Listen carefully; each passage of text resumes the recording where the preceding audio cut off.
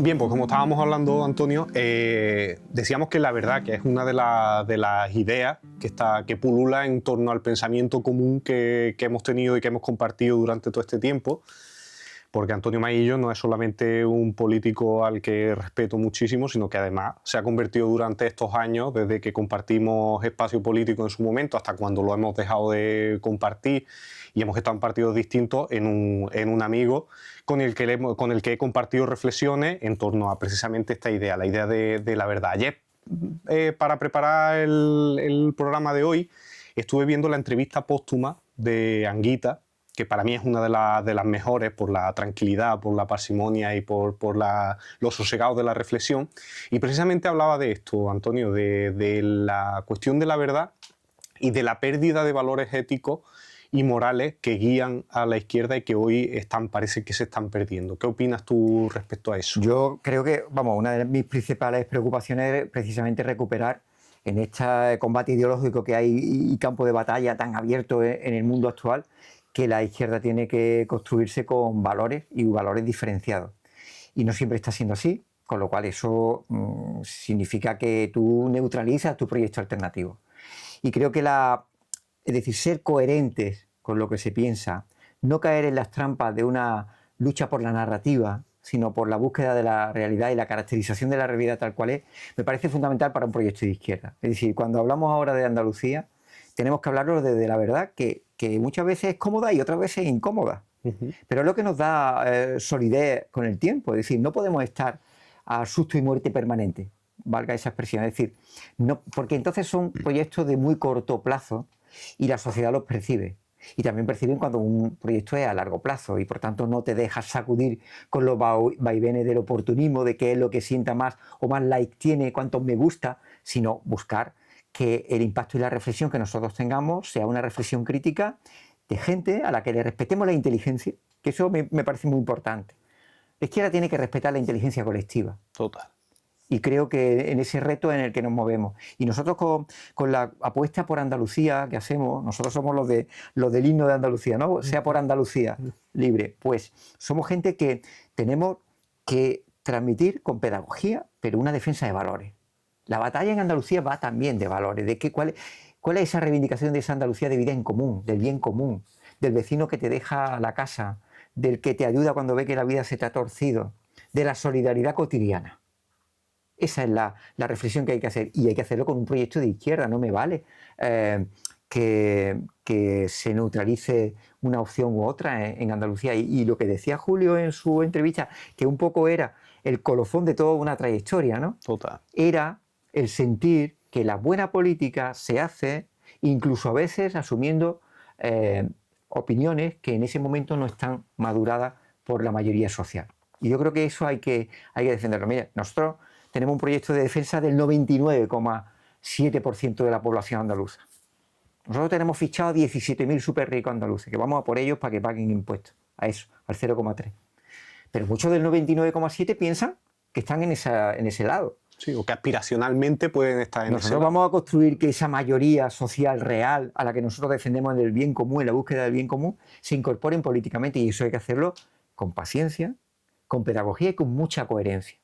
Porque la gente te puede valorar que no esté de acuerdo contigo, pero que sientan que tú lo que piensas lo sientes y tú lo que dices te lo crees. Total. Y yo creo que en ese sentido esa aportación me parece muy oportuna. Sí, además como no nos podemos permitir otra cosa desde la izquierda. También. Es decir, se nos penaliza la falta de coherencia. Yo creo que además esta idea está en el fondo del debate de la izquierda de la última década. Yo creo que ha habido como una disputa de qué era lo más importante, si lo más importante era la construcción del relato, si lo más importante era la comunicación, si lo más importante era...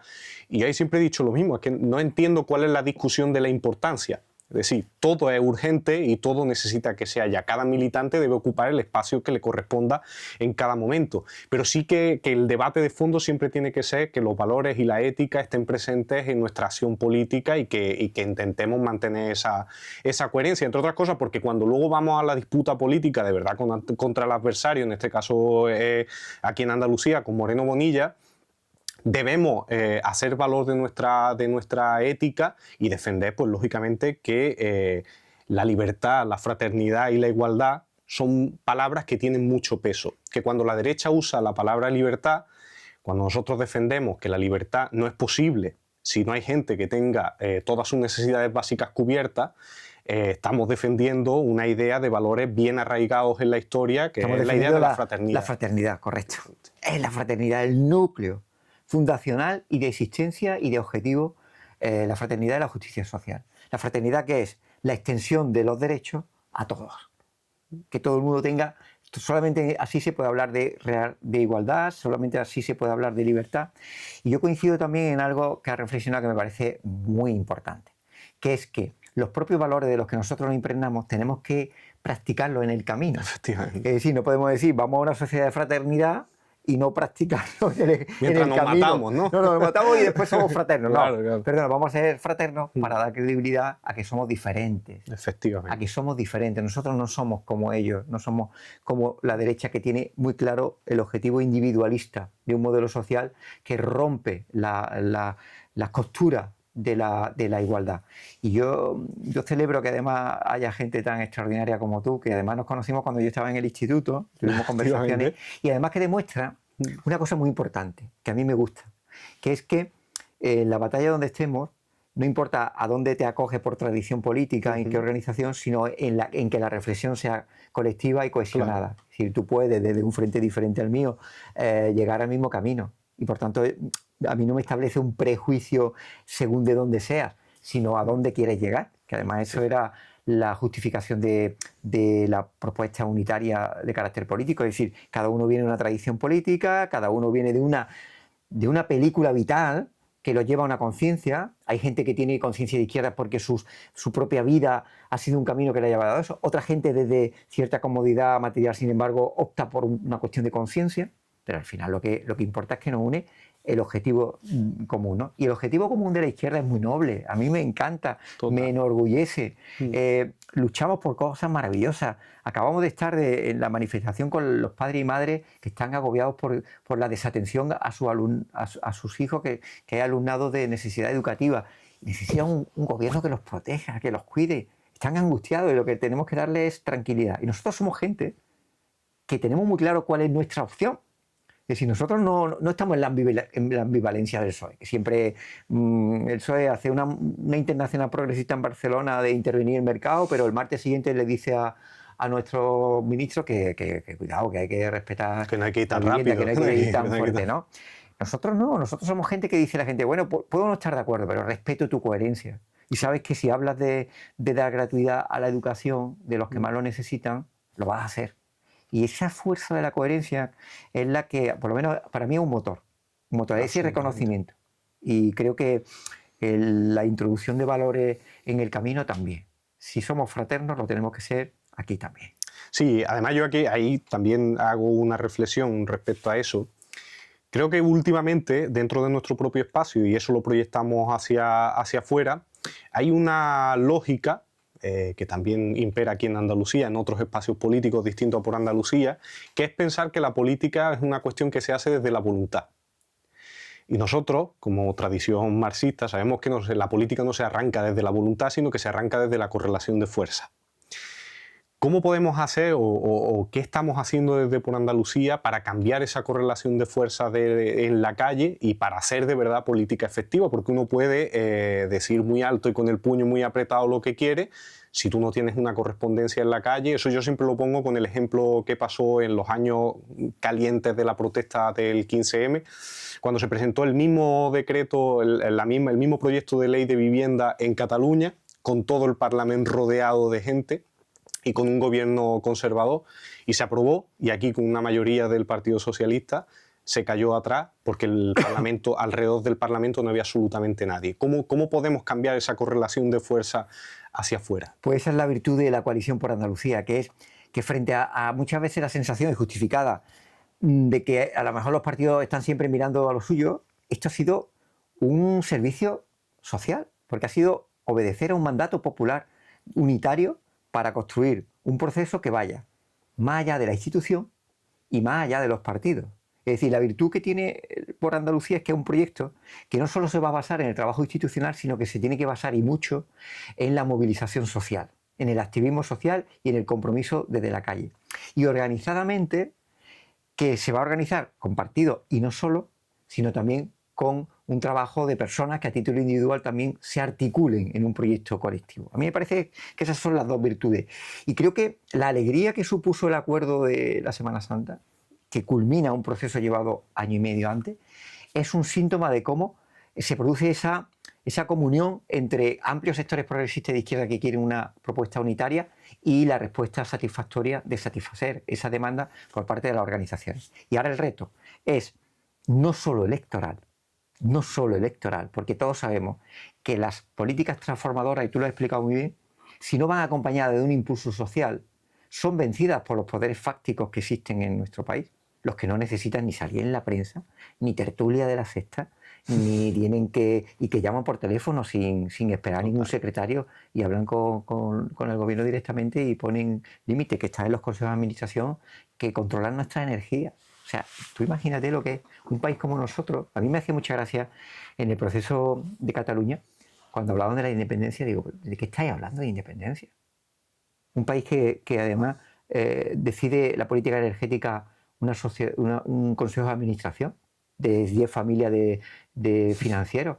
O, por ejemplo, el crédito andaluz que se decide fuera de nuestra tierra para establecer los criterios de a qué cooperativa darle más o menos. ¿De qué soberanía estamos hablando en esas condiciones? Total. Por eso, al ir a raíz de las cuestiones, me parece que dices tú, bueno, si la política es comunicación, es voluntad o es correlación de fuerza o es organización.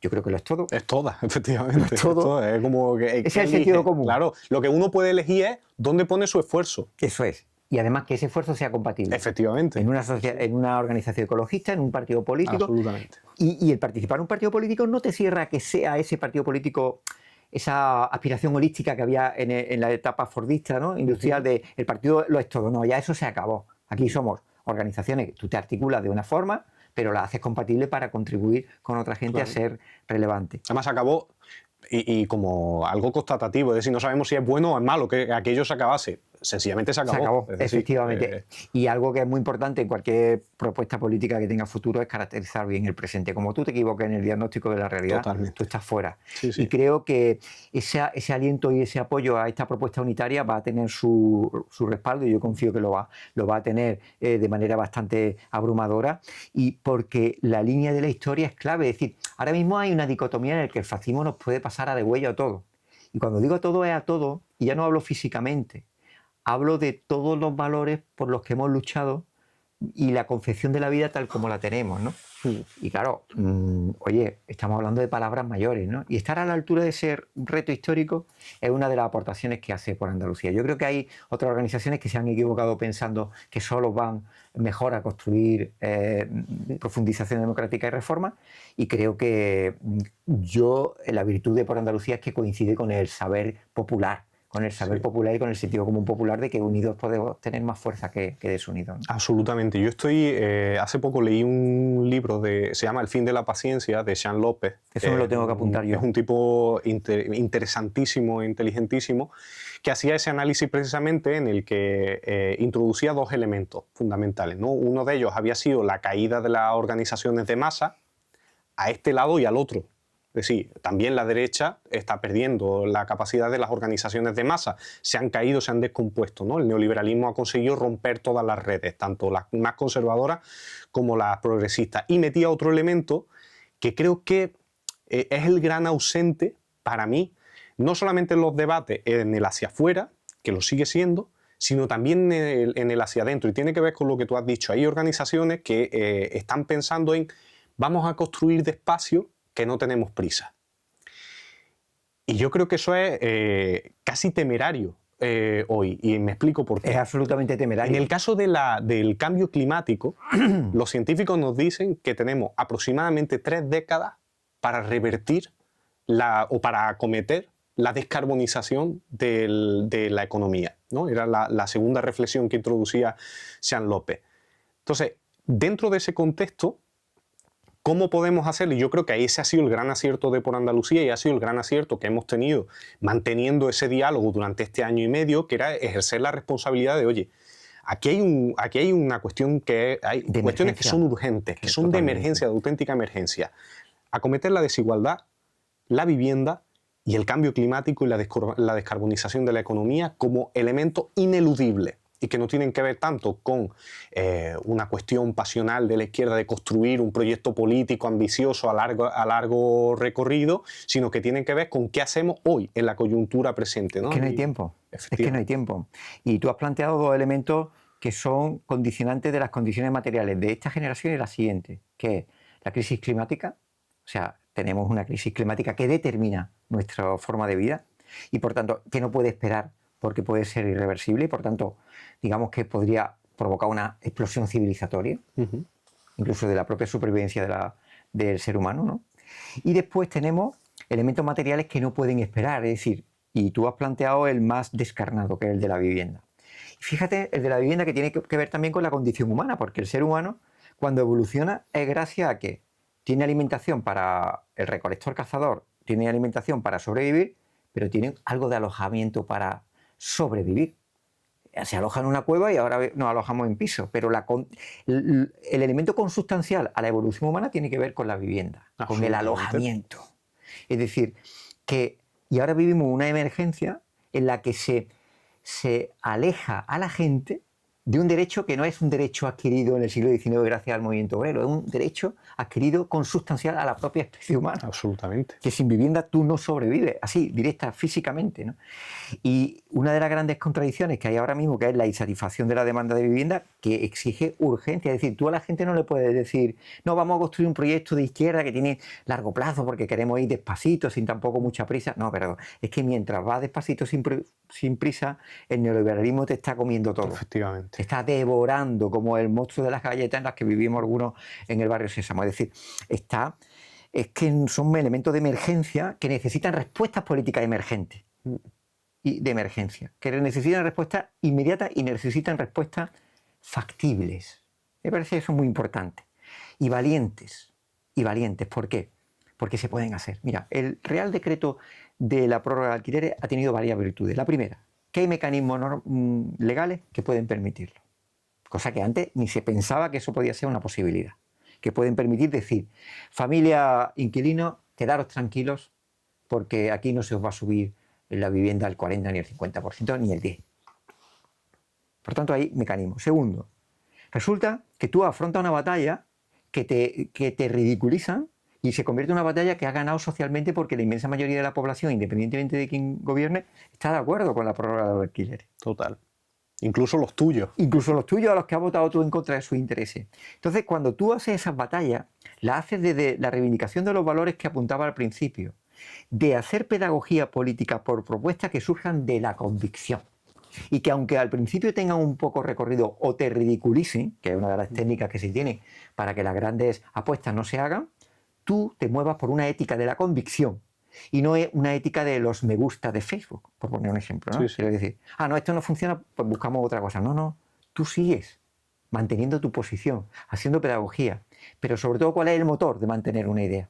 El estar convencido de ella. Efectivamente. El primero que tiene que estar convencido es... El estar convencido, esa es la fuerza que tenemos que tener en la izquierda. Estar convencido de lo que tenemos que hacer y defenderlo con pasión. Y hay derrotas dulces y victorias amargas. Y por tanto, no concebirla de una manera dialéctica, que son pasos que se dan, pero victorias que se van a conseguir. Es decir, el decreto de la prórroga de alquileres se va a conseguir. Sí. No sé, se va a conseguir. ¿Por qué? Porque está impregnado ya en el sentido común de la gente. Me dio la sensación de que el otro día la votación, a pesar de que en el Parlamento la ganaron ellos, Pero la perdieron en la sociedad. sensación era que habían perdido. Pero es que la han perdido. Porque era- han tenido que justificar, decir no y reconocer Efectivamente. que había votantes de ellos que se sentían beneficiados por esa medida. El más llamativo fue el Vox. tipo el de Vox, el Carlos. O sea, sí, efectivamente he condenado a mi hermana a que un fondo buitre la eche de su casa. Y es como, claro, efectivamente, Bueno, pues esa es la contradicción. esa es la victoria de la izquierda, que es total. cuando tú haces propuestas que defiendes en función de la convicción, motivados por un sentido profundo de justicia social, no de llevándote por los vaivenes del viento comunicativo o del marco comunicativo que te quieran construir y estableciendo, que tú lo has dicho muy bien, estableciendo alianzas sociales que sean las que impulsen la toma de medidas audaces en leyes. Y la movilización social sirve para eso.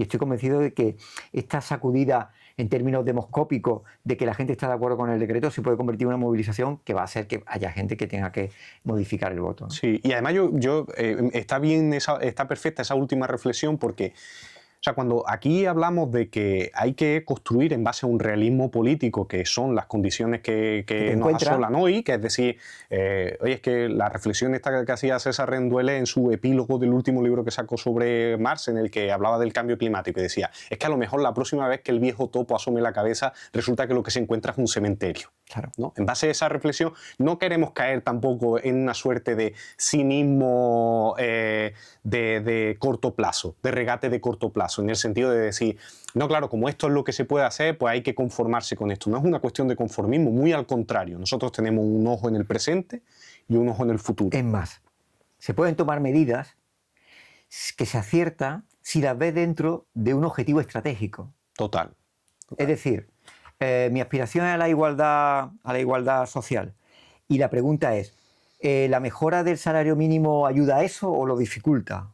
Porque hay gente que piensa que son adormideras de la clase trabajadora. Si es un disparate de tal calibre, pues yo no lo comparto. Porque lo que tenemos que tomar es medidas que ayuden más a que se creen las mejores condiciones de justicia social a las que queremos aspirar. Entonces, el error sería considerar medidas puntuales como los objetivos finales. Ese es el error. Claro. El que crearte una conformidad cuando consigues un objetivo concreto. Entonces ya el capital te va a devorar porque te está esperando. Vamos. En política de vivienda decimos, ¿hay que construir vivienda? Claro que hay que construir, pero mientras tanto, ¿cómo lo resolvemos? Efectivamente. Es decir, la emergencia habitacional, ¿cómo lo resolvemos? Tú tardas al menos 10 años en dar la primera llave de la vivienda que empieza a construir. ¿Qué haces? Moviliza lo que hay en la realidad. Sí. Moviliza. Que tú tienes 100 pisos y los tienes vacíos para mantener la especulación inmobiliaria, te intervengo. Ya ves si somos moderados, que hacemos una expropiación temporal. Lo usamos como parque público y no te respetamos hasta la propiedad. Fíjate en la que hemos porque somos buena gente después de todo. No, pero al menos resolvemos una emergencia, que es decir, viviendas al servicio de la gente. Y hay que dejarlo claro. Y porque es más caro, o sea, la gente que dice, no, hay que expropiar todo y dice... Claro, el problema es que no tiene que pagarlo, efectivamente. Pero la expropiación de uso es muy interesante. Claro, es una expropiación de uso que permite un justiprecio en la que las administraciones tenemos capacidad y los propietarios lo saben. Que entramos en un escenario en el que ellos van a tener que aceptar porque sabe que el otro instrumento es mucho más doloroso para sus intereses. Por tanto, la intervención en el mercado es un debate que vamos ganando socialmente porque incluso votantes que no son nuestros sienten que o el Estado protege a su gente o la desregulación va a ser que los expulsen como lo están expulsando. Y claro, Moreno Bonilla, ¿qué dice? O sea, un señor que lleva 8 años gobernando y dice, hombre, en vivienda tenemos un problema por tu culpa. Claro. No has aplicado ley de vivienda con zonas tensionadas en tu Málaga natal, en Sevilla, en el Albaicín de Granada.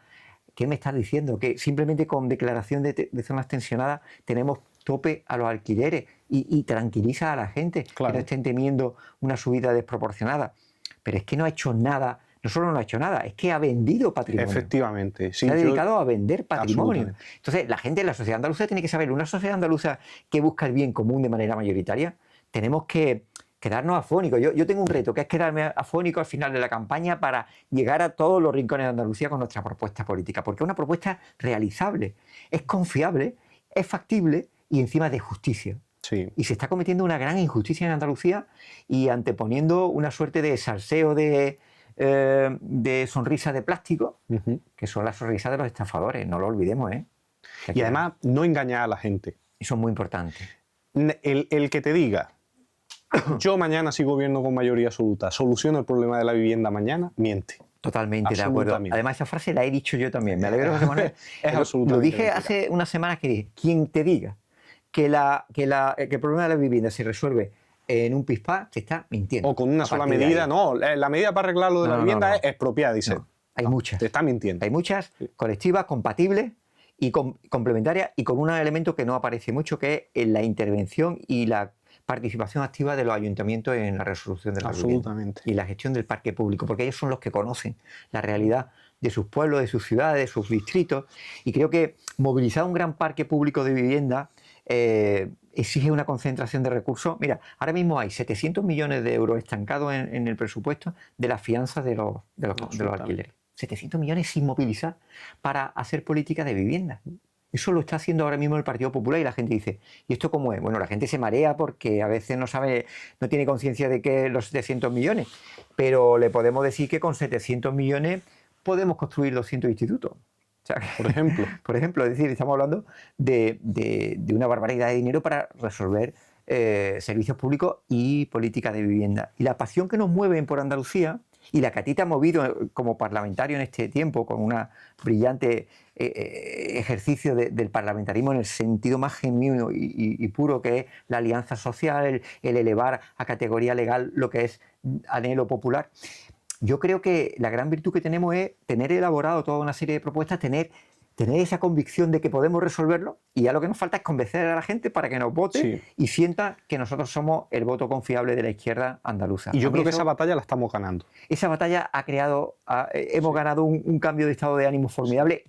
Yo y tú y yo, que somos cordobeses de Puente Genil y de Lucena, pues tú sabes que somos comedidos a veces, pero yo percibo una simpatía en la calle que digo, oye, esto va a tener un buen resultado, ¿eh? Y que es de mayoría, no por nada, o sea, claro, porque cuando he dicho que que estamos ganando... Y que no está a la izquierda ni a la derecha de nada, efectivamente, sino que es un proyecto autónomo. Sí. Un proyecto de la esa izquierda palabra andaluza, maldita, no es transversal.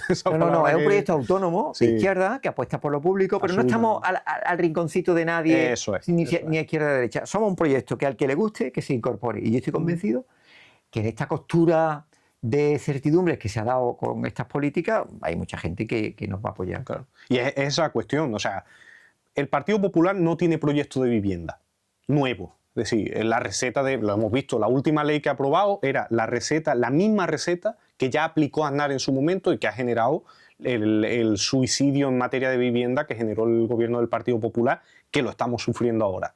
El Partido Socialista está, como se suele decir, ni en un lado de la acera ni en el otro. Y ahí normalmente lo que te suele pasar es que te acaban pillando los coches.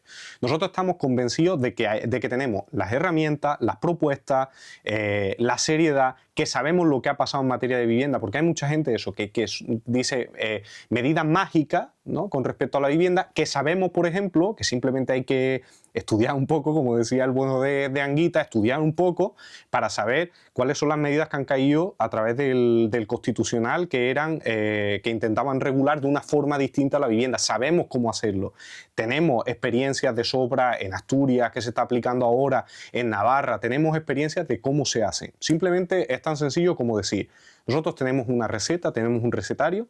Si ustedes quieren que se solucione el problema de la vivienda, hay dos cosas que le tenemos que pedir. Compromiso social, afíliense a sindicatos de inquilinas, a plataformas de afectados por ley, a donde sea, y voten a Por Andalucía, porque les vamos a garantizar que vamos a dejarnos la piel porque ese problema se soluciona. Conocemos los instrumentos y sabemos legales. Cómo se hace. Es importante eso, porque eso creo que da confianza a la gente y seguridad. Es decir, tenemos instrumentos, sabemos el camino que hay que desarrollar, pero darnos el apoyo, ¿no? Nosotros tenemos, por ejemplo, una propuesta en vivienda que es convertirla en ley la reversión de pisos turísticos en zonas residenciales, por ley. Es decir, aprobar una ley que haga que ya no sea solo estímulos fiscales, sino que los pisos turísticos se vuelvan otra vez a lo que tienen que haber sido siempre, que es viviendas para las familias. Su función social. Es que el piso turístico y la vivienda familiar son incompatibles. Un piso turístico es una familia menos que puede optar por o estudiantes que vienen a estudiar a la ciudad universitaria, que tienen menos oferta, etcétera. Entonces, decir la verdad y dar alternativas y soluciones. Absolutamente. En dependencia, nos hemos comprometido a cumplir la ley. Fíjate qué revolucionario. La ley establece 180 días en respuesta en todo, entre la solicitud, el reconocimiento y la dotación de recursos. ¿Nosotros qué vamos a decir? Que si no se cumple eso, indemnizamos a las familias. O sea, que las familias van a tener recursos para hacerlo sí o sí, se cumpla o no ese plazo. ¿Qué le damos? Le decimos la verosimilitud de que nuestro compromiso político es que se acabe la pesadilla de la indefensión en la que están muchas familias con personas dependientes, en las que no tienen recursos para pagarse la dependencia, y la Junta de Andalucía y del Partido Popular no les responde a esa petición. Y se puede hacer, y se puede cumplir, y hay recursos, porque este es un elemento que a mí me interesa desde mi experiencia política, que es que en este momento no estamos hablando de un debate de si hay recursos o no para conseguir qué objetivo. Muchas veces se nos descalificaba porque no había recursos. No, no, ahora hay recursos. El debate está en a dónde van esos recursos. Efectivamente. Si van a las empresas y patronales privadas de los servicios públicos o se quedan en el servicio público, en los presupuestos públicos y para el bien común. Ese es el debate. Quien quiera y considere que los privados funcionan mejor, ¿vale? Vota al Partido Popular, no estoy de acuerdo y lo respeto. Pero quien crea que tiene que reforzarse lo público, no se puede votar a PP ni a Vox, y tampoco a quienes les tiemblan la mano o dicen que sí, pero que gobiernen otros. A quien abrió la compuerta. Por Andalucía ofrece dos cuestiones. Una, coherencia y firmeza en nuestras propuestas, se comparten o no, pero si se comparten, sabes que las vamos a hacer.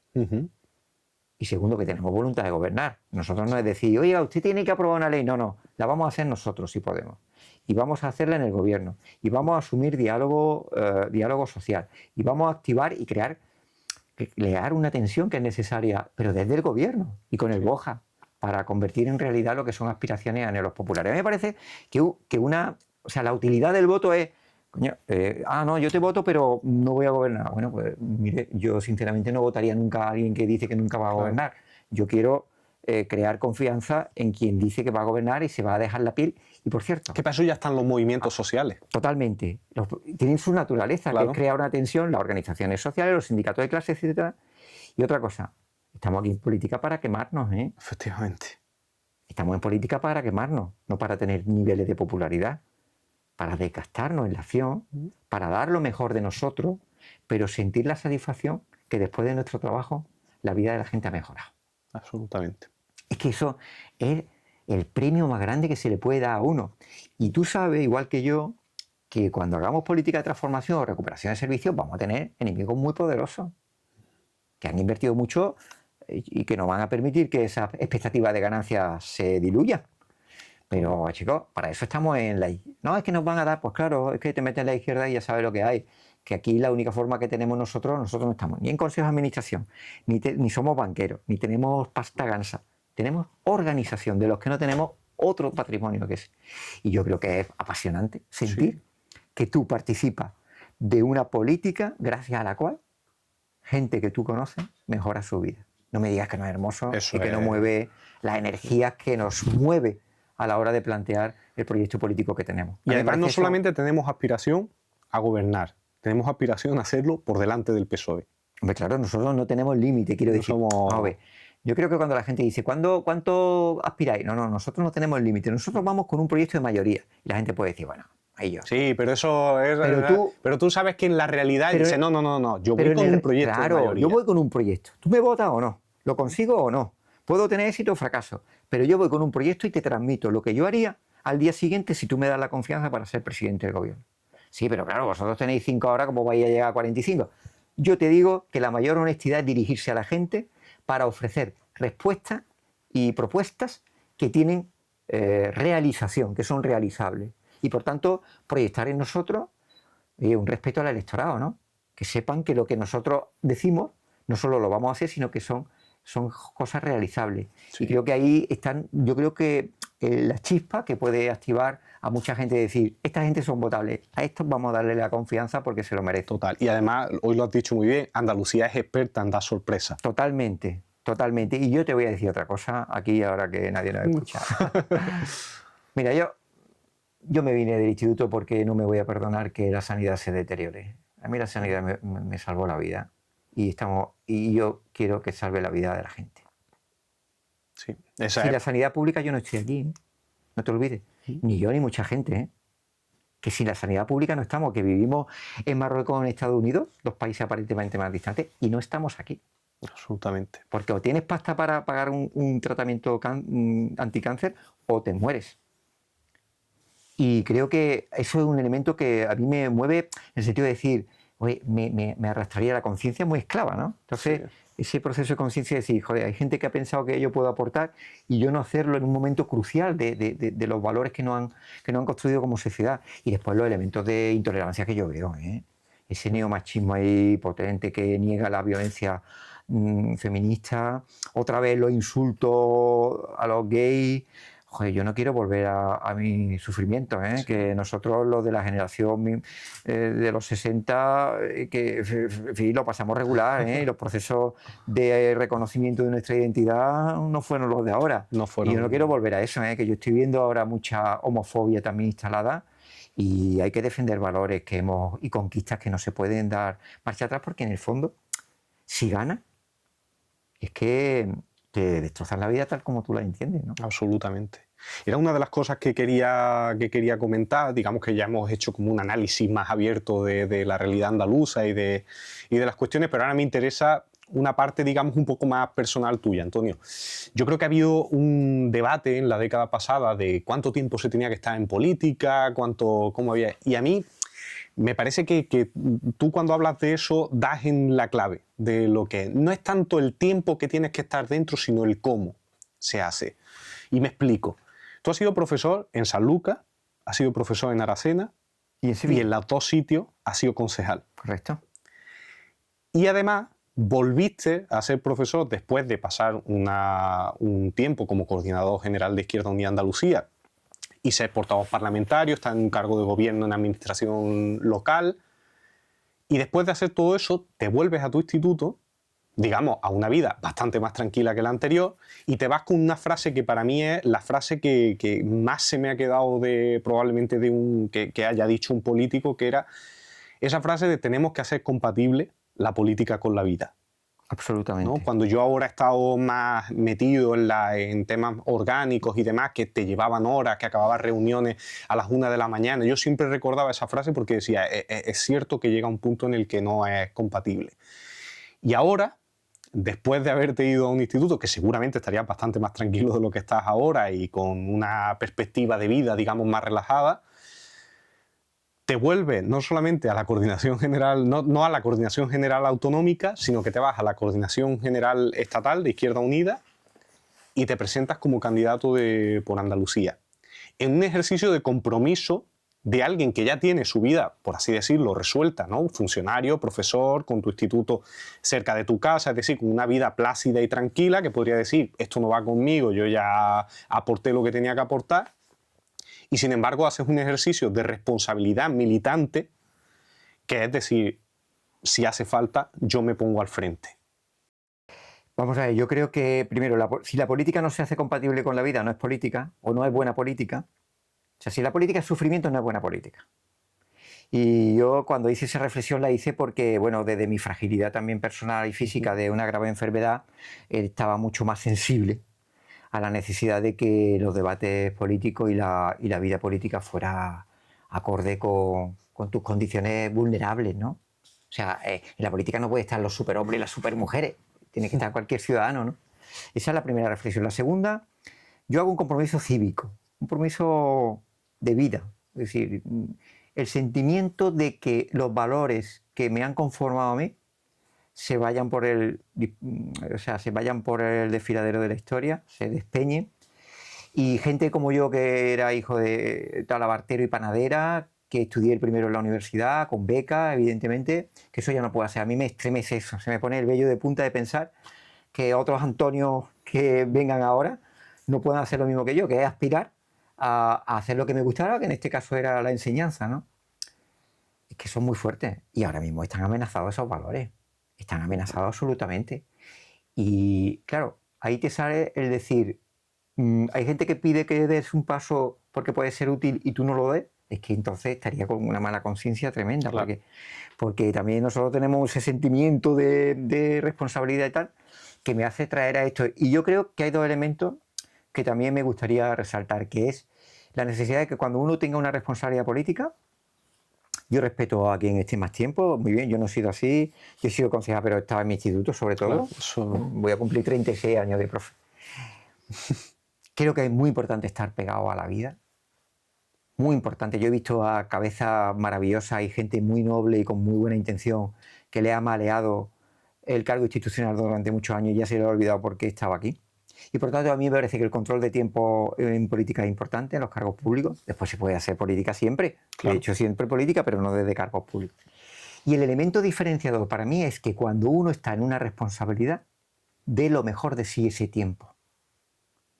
La buena política desde mi punto de vista es que cuando a ti te ha tocado los 4 años de parlamentario, son 4 años que valen por 14, porque has dado todo lo mejor de ti. Y que cuando cada uno estemos en nuestras responsabilidades, demos lo mejor. Claro, dando lo mejor durante mucho tiempo es muy intensito. Entonces no hay, o sea, es muy difícil estar a ese ritmo tan elevado tanto tiempo. Absolutamente. Y por eso yo pienso en los compromisos temporales. Estuve 6 años de coordinador andaluz, después ahora vuelvo, voy a tener mi compromiso, pero con una visión de buscar relevo y de gente que después Entonces no tenemos que sentirnos tan imprescindibles. Es verdad que en cada momento hay una reflexión colectiva que te empuja a tomar un papel, pero con tranquilidad, que vendrán otros y mejor lo harán. Y yo creo que... Y ahí estaremos siendo retaguardia. Siendo retaguardia, ayudando, ¿no? Claro. Pero dar lo mejor de sí mismo, sí. Y después un sentimiento de cierta rebeldía personal sí me da. Es decir, de verdad, yo creo que hay condiciones para mejorar la sanidad, para recuperarla, para que la gente tenga diagnóstico a tiempo, que no lo están teniendo. Que no lo están teniendo. Total. Y vale la pena esa lucha, no te quepa la menor duda. Yo de verdad, te lo hago el reconocimiento porque o sea, yo me imagino... Muchas veces me arrepiento, porque yo me siento frágil, tengo que tener un control de alimentación permanente, una cierta disciplina, pero bueno, te disciplina y te adapta a todo. Pero no a mí me pasa nada. recuerda siempre esa cosa precisamente esa entrevista de Anguita en la que dice lo de qué clase de sociedad es esta en el que los líderes no podemos llorar, no podemos mostrar fragilidad, no podemos... Yo soy... a mí me gustan los líderes que dudan, que no lo tienen claro, que preguntan, que sufren. Que lo que se percibe en la política es como una pelea de gallos permanente, ¿no? Efectivamente, ¿no? Muy masculinizada, muy testosterónica, si se puede decir así la palabra. Totalmente. Y además que no conseguimos modificar las claves del debate, ¿no? Son unas claves hiperagresivas, ¿no? En las que yo me siento también profundamente incómodo.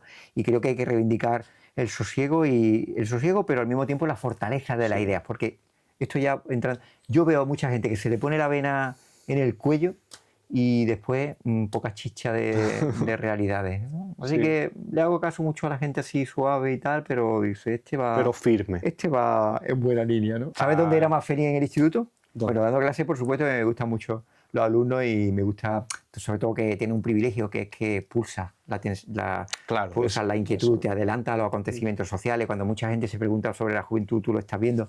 Y después que yo era el bibliotecario del instituto. Sí. Oh, es un placer, más que con libros. Y el placer mayor cuando venía un alumno y la satisfacción de ver que su petición se compraba lo que él pedía. Entonces esa cara de entusiasmo por un libro, qué maravilla. Y después son niños que son los que más leen en toda la historia. Los niños leen mucho. Sí. Esto de que los niños no leen una barbaridad. El tramo de lectura mayor está entre los jóvenes, entre los 12 y los 18 años. O sea, después a lo mejor deja un poco de leer, pero hay una pasión por el conocimiento que maravilla, ¿no? Absolutamente. Pues estamos llegando casi al final.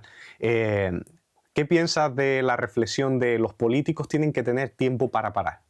Estos políticos que andan todo el día de reuniones, ahora como con un periodista, ahora no sé qué, y no tienen tiempo para reflexionar, para pararse, para leer, para tomarle el pulso a la calle, para hablar con gente que no está metida dentro de la bola de la política y que no coge ese pulso. ¿Qué piensas de eso? Pues que ese tipo de político tiene el tiempo amortizado. Porque o tú te paras para reflexionar, y no reflexionar individualmente, sino reflexión colectiva. Colectiva siempre.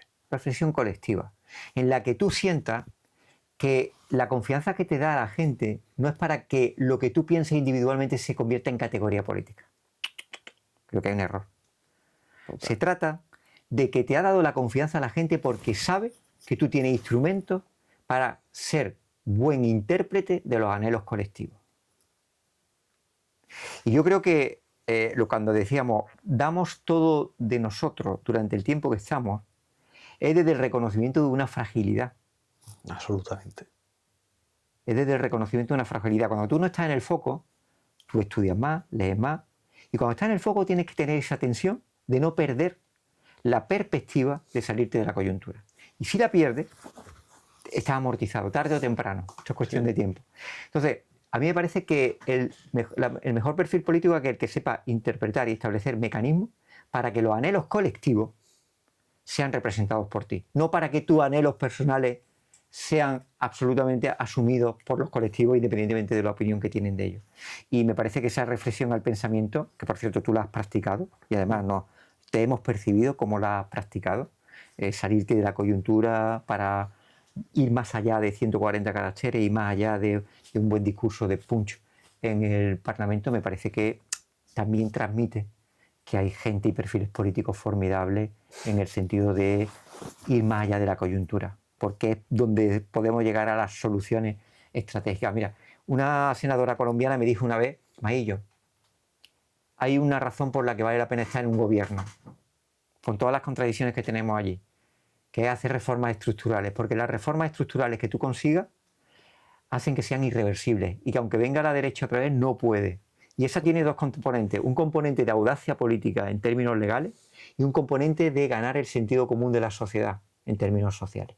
Porque ni aunque venga la derecha vas a atreverse a cambiar algo que ha ganado también en el corazón de la gente. Totalmente. Y por último... Coincidimos mucho tú y yo. Demasiado, yo creo que demasiado. ¿Qué significa para Antonio Andalucía? La tierra en la que he vivido, ese sentimiento de... Se te han saltado las lagrimillas, ¿eh? Bueno, vamos a ver. Ese sentimiento de que lo normal en la vida es lo que tú has vivido. Para mí Andalucía es mi infancia traspasada a lo largo de toda la vida.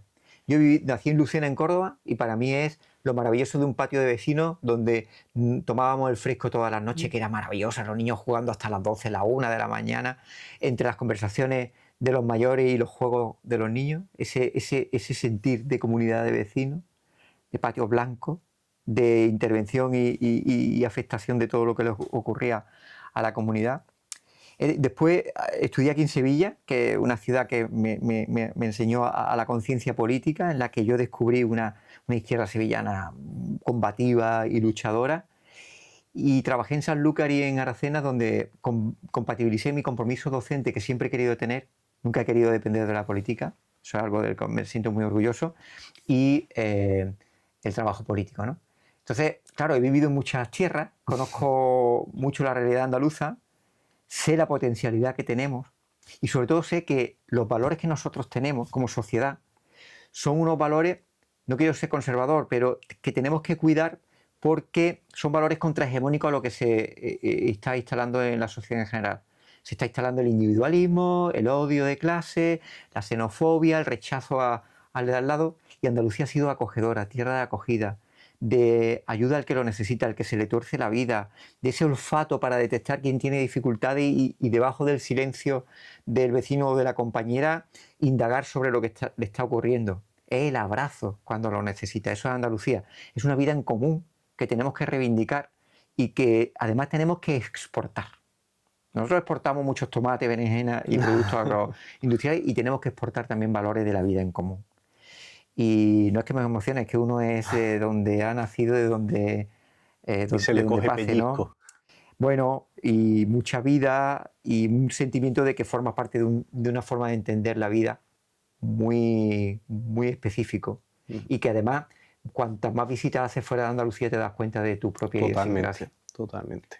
A mí me gusta mucho Andalucía para recoser la comunidad. Claro que sí, Andalucía para mantener el bien común.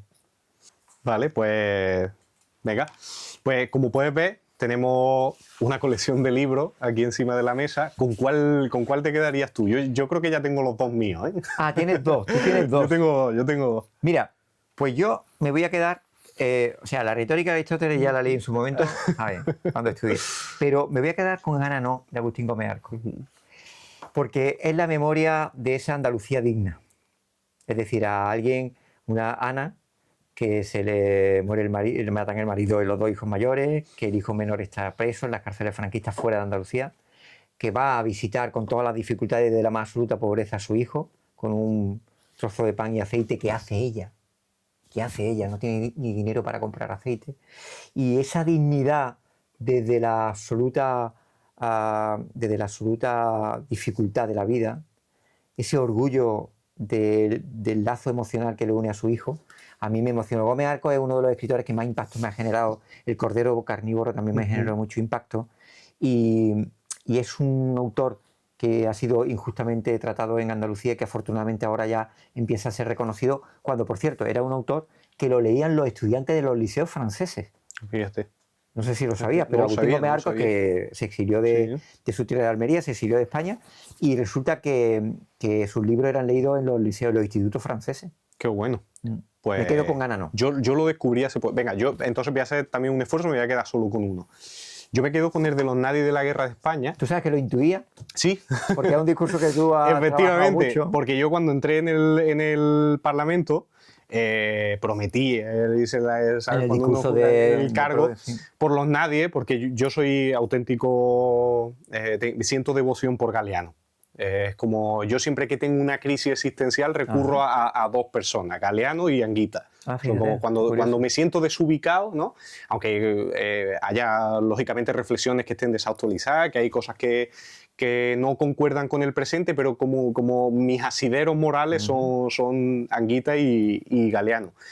Y la reflexión esa de los nadie, ¿no? De los que nada tienen y de los nadie de la tierra y tal, pues nace esa reflexión, de esa reflexión nace este libro, que es Los nadie de la guerra, que es una forma de estudiar la historia que a mí me interesa mucho, que es esa forma de analizar la historia desde las personas anónimas, que no son los grandes protagonistas de la historia y que son los que en realidad dan el sentido a la historia. Ellas son los todos. Efectivamente, ellas son los nadie y los todos de la historia. Pues muchas gracias. Muchas gracias. Un placer, la verdad. Un placer, un abrazo.